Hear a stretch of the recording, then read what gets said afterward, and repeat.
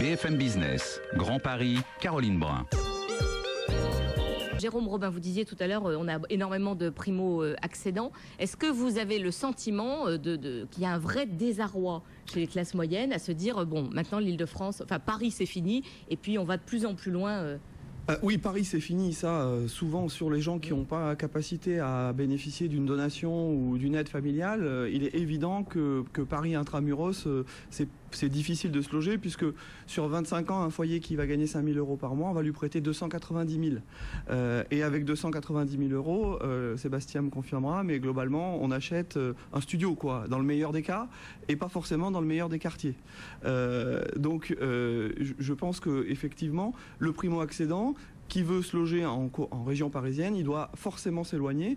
Et globalement, s'il veut avoir une superficie décente pour essayer d'y habiter réellement, et pas seulement de venir y dormir, dans ce cas-là, il faut qu'il s'éloigne de plus en plus. Ouais, sur les conditions d'octroi de crédit, c'est un sujet qui quand même nous ramène aujourd'hui, nous, des clients dans nos agences, où on s'aperçoit qu'il y a des gens qui viennent et qui sont un peu désarmés parce qu'ils pensaient s'adresser à la bonne banque pour trouver leur financement.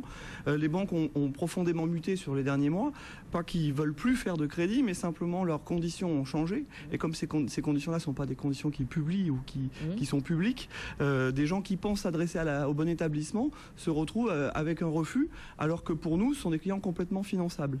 Ça, c'est un vrai sujet. Et surtout, il ne faut pas que les gens se découragent parce qu'ils ont un refus bancaire.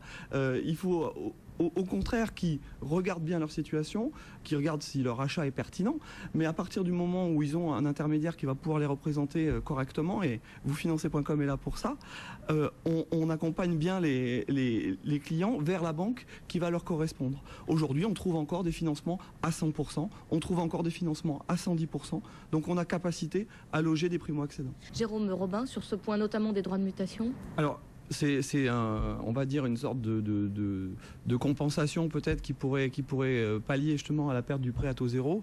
En l'occurrence sur le marché parisien, les prépasses, on en distribuera peu, ça c'est une certitude, hein, puisqu'elles concernent des revenus qui sont plutôt dans la fourchette basse des classes moyennes.